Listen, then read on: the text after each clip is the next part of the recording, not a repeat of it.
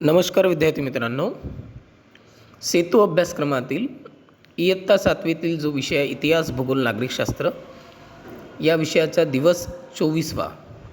या 24व्या दिवसामध्ये सर्व विद्यार्थ्यांचं पुनश्च एकदा स्वागत आहे.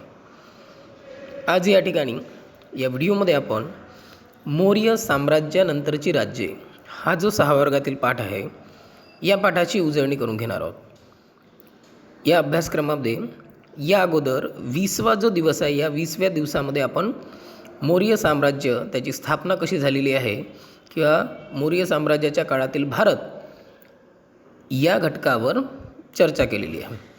आजचा हा जो घटक आहे यामध्ये मौर्य साम्राज्य स्थापन झाल्यानंतर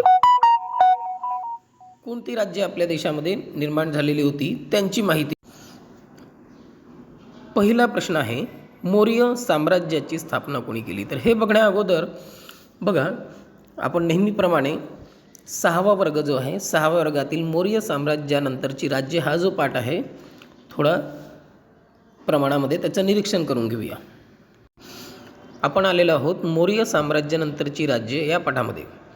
या पाठामध्ये आपल्याला 6 पॉईंट्स देण्यात आलेले आहेत, ज्यामध्ये मौर्य साम्राज्यानंतर कोणकोणते घराणे आपल्या देशामध्ये उदयास आले.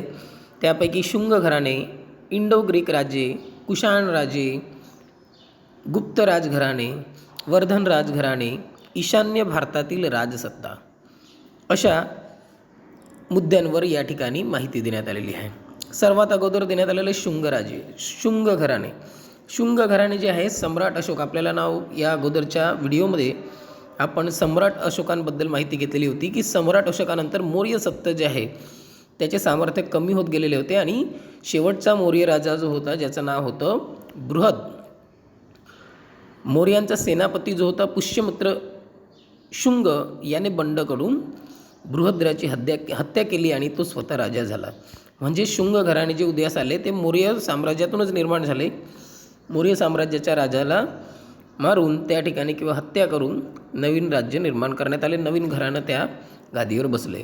अशाच पद्धतीने वेगवेगळे घराणे, इंडो ग्रीक राजे, इंडो ग्रीक कोणाला म्हटलं जायचं तर वायव्य भारताच्या वायव्य प्रदेशामध्ये ग्रीक राजांची छोटी छोटी राज्ये होती, त्यांनाच इंडो ग्रीक म्हटलं जात होतं.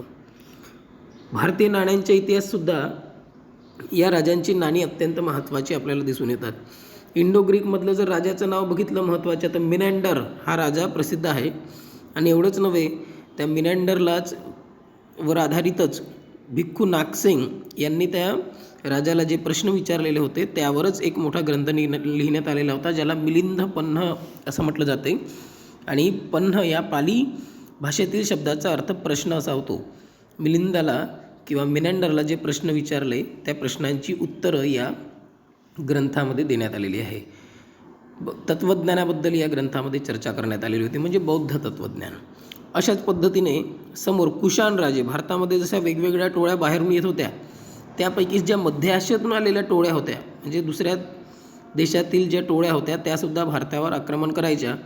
कारण भारतामध्ये असणाऱ्या संपत्तीचं आकर्षण बाहेरील टोळ्यांना होतं आणि त्यामुळे ते आपल्या भारतातील समृद्ध प्रदेशामध्ये आपला प्रदेश निर्माण करण्याकरिता, आपलं राज्य निर्माण करण्याकरिता भारतावर आक्रमण करायचे. त्यापैकीच हे कुशाण राजेसुद्धा होते. सम्राट कनिष्काच्याबद्दल माहिती दिलेली आहे. तर साम्राज्य पश्चिमेला नकाशामध्ये जर आपण बघायला गेलं तर काबूलपासून बघा पश्चिमेला या ठिकाणी या भागामध्ये आपल्याला राज्य दिसून येते सम्राट कनिष्काचे. बघा, कनिष्काची सोन्याची आणि तांब्याची नाणी सापडली आहेत. याचबरोबर कनिष्काच्या काळात लिहिलेल्या ग्रंथांची माहितीसुद्धा इथं दिलेली आहे. आणि शहराचं नाव कनिष्कपूर हे कनिष्काने शहर वसवलं होतं. आजचं त्याचं नाव कामपूर नावाचे गाव म्हणजे कनिष्कपूर असावे असं समजलं जाते. नंतर यामध्ये आणखी माहिती आपण जर बघितली तर कनिष्काच्या सोन्याच्या नाण्यांबद्दल माहिती दिलेली आहे की सोन्याचे नाणे जे होते त्यावर काय लिहिण्यात आलेलं होतं. गुप्त घराणे, गुप्त राजघराणे, या गुप्त राजघराण्याच्या सत्तेचा उदयसुद्धा उत्तर भारतामध्ये झालेला होता. आणि 3 शतके गुप्त घराणे सत्तेवर होते. म्हणजे साधारणपणे 3 शतके खूप मोठा काळ गुप्त घराणे हे आपल्या भारताच्या त्या प्रदेशावर सत्तेवर होते. गुप्त राजघराण्याचा जो संस्थापक होता त्याचं नाव दिलेलं आहे श्रीगुप्त. समुद्रगुप्त आणि दुसरा चंद्रगुप्त. समुद्रगुप्ताबद्दल माहिती दिलेली आहे, म्हणजेच या गुप्त घराण्यातील जे राजे आहेत त्यांचीसुद्धा इथे आपल्याला माहिती दिसून येते.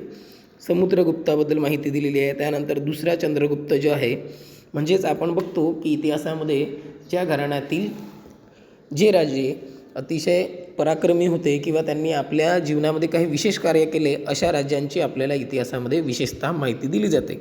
म्हणूनच या ठिकाणी गुप्त राजघराण्यातील समुद्रगुप्त आणि दुसरा चंद्रगुप्त यांची माहिती लिहिलेली आहे.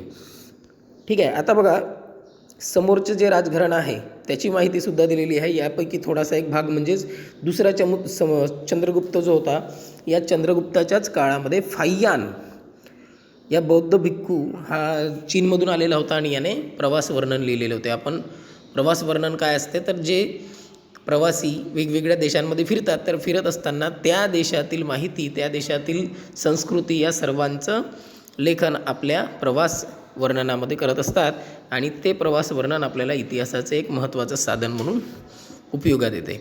वर्धन राजघराणे. वर्धन राजघराणे जे आहे, गुप्त साम्राज्याचे सामर्थ्य कमी झाल्यानंतर वर्धन राज्यघराणे जे आहे ते सुद्धा उदयास आलं. यामध्ये सुद्धा अनेक महत्त्वाची माहिती दिलेली आहे, ज्यामध्ये जसं हर्षवर्धन जो आहे, हर्षवर्धन हा जो राजा आहे याची माहिती दिलेली आहे. हर्षवर्धनने काही विशेष कार्य केले असेल त्यामुळे त्यांची माहिती दिलेली दिसून येते. थोड्या वेळा पहिले आपण चर्चा केलेली आहे, जसं या ठिकाणी माहिती दिलेली आहे की हर्षवर्धन जो आहे त्याच्या जीवनावरील ग्रंथसुद्धा राजकवी बाणभट्टाने लिहिलेला होता. हर्षवर्धन जो होता त्याने स्वतः नाटके लिहिलेली होती, रत्नावली, नागानंद, प्रियदर्शनी, अशा पद्धतीने. म्हणजेच हा जो राजा होता, या राजाला साहित्याविषयी प्रेम होतं, त्यामुळे तो लेखनसुद्धा करायचा, म्हणजे लेखकसुद्धा होता. ईशान्य भारतातील राजसत्ता. ईशान्य भारतामध्ये मणिपूर प्रदेश, उलुपी, ईशान्य भारतामध्ये आता आसाम वगैरे जो भाग आहे त्या भागामध्ये मग कोणकोणते होते राज्ये, तर त्याची माहिती या ठिकाणी दिसून येते. बघा, यामध्ये जसं गुवाहाटी शहर जो आहे, गुवाहाटी शहराची माहिती दिलेली आहे, ज्याला त्या काळामध्ये प्रागज्योतिषपूर असं म्हटलं जात होतं.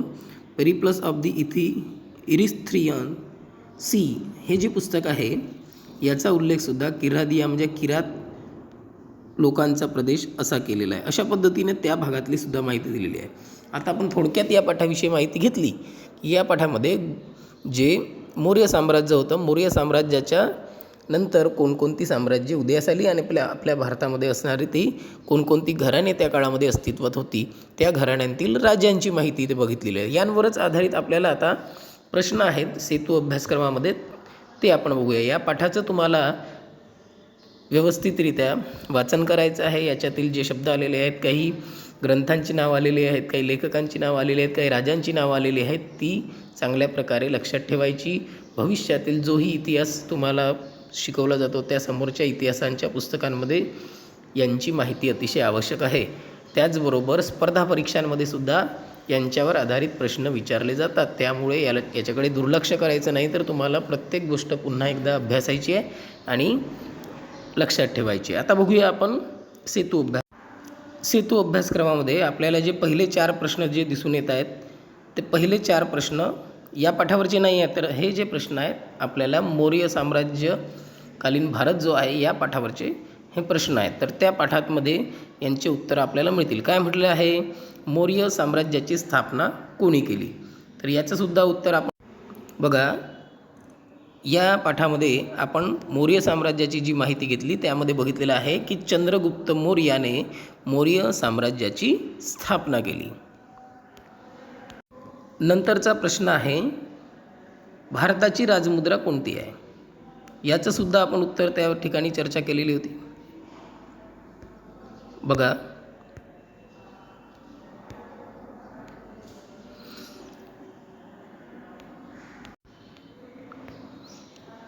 याचं उत्तर आपल्याला इथे मिळते. सारनाथ येथील जे अशोक स्तंभावरील चक्र आहे हीच आपल्या भारताची राजमुद्रा आहे, ज्याला आपण स्तंभशीर्ष अशा पद्धतीनं सुद्धा याचं उत्तर लिहू शकतो.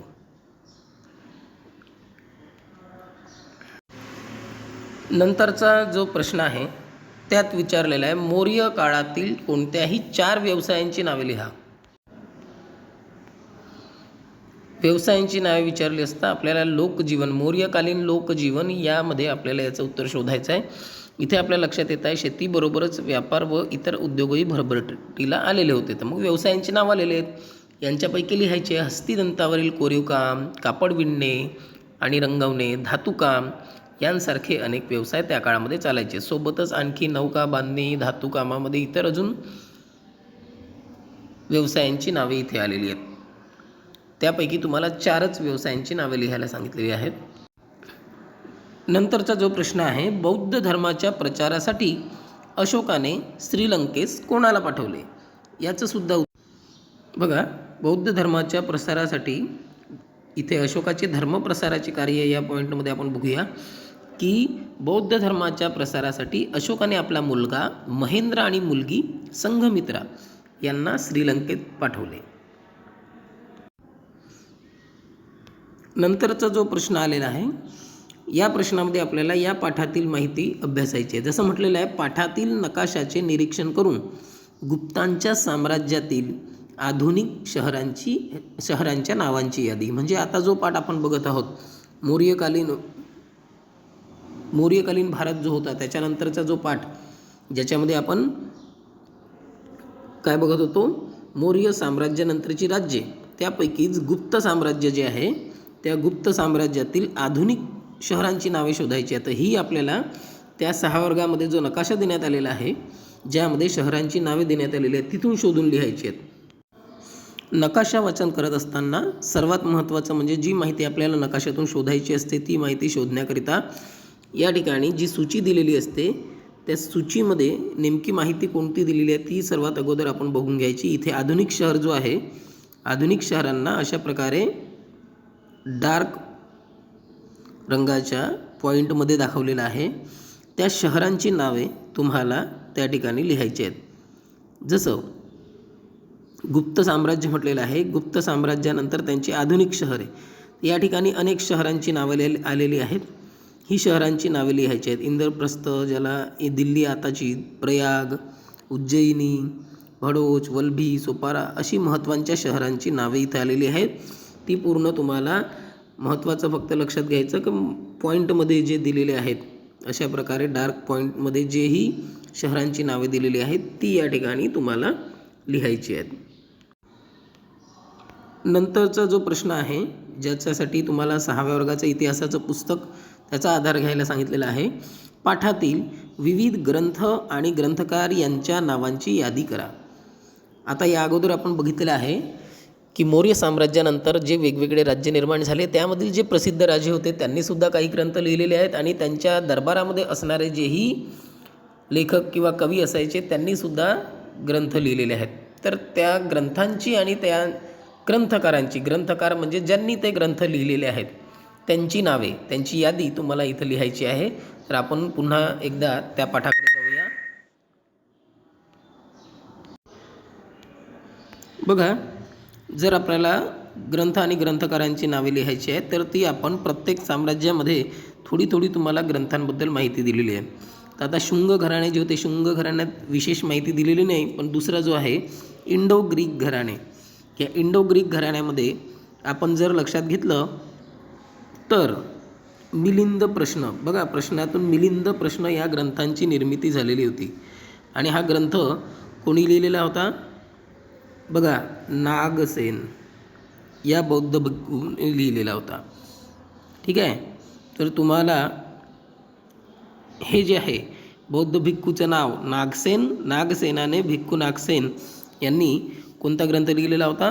मिलिंद पन्ह हा ग्रंथ लिहिलेला होता. पुन्हा एकदा इथे दर्शवतोय बघा, नागसेन, भिक्खू नागसेनचं नाव आलेलं आहे आणि मिलिंद पन्ह. नंतर जो आहे सम्राट कनिष्क, त्याच्या अगोदर कुशाण राजांची सुद्धा थोडक्यात माहिती दिलेली आहे. कुशाण राजांमध्ये आपल्याला इथे कोणत्याच ग्रंथाची किंवा ग्रंथकाराची नाव आलेलं नाही किंवा माहिती आलेली नाही. आता आपण सम्राट कनिष्काबद्दल बघूया. सम्राट कनिष्कामध्ये सुद्धा आपल्याला इथे माहिती दिसत आहे की कनिष्काच्या काळामध्ये सुद्धा ग्रंथलेखन करण्यात आले. तर अश्वघोष हा कवी त्या काळामध्ये होऊन गेला, अश्वघोष, आणि त्याने ग्रंथ कोणते लिहिलेले आहेत? त्यामध्ये ग्रंथांची नावेसुद्धा दिसून येतात. बुद्धचरित्र आणि वज्रसूची.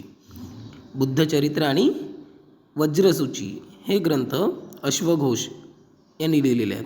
अशा प्रकारे यादी तयार करत जायची आहे, ज्याच्यामध्ये तुम्हाला 2 कॉलम तयार करू शकता. पहिल्या याच्यात तुम्ही ग्रंथाचं नाव आणि दुसऱ्यामध्ये ग्रंथकाराचे नाव, अशा पद्धतीने तिथे बॉक्स तयार करून त्याचं उत्तर लिहू शकता.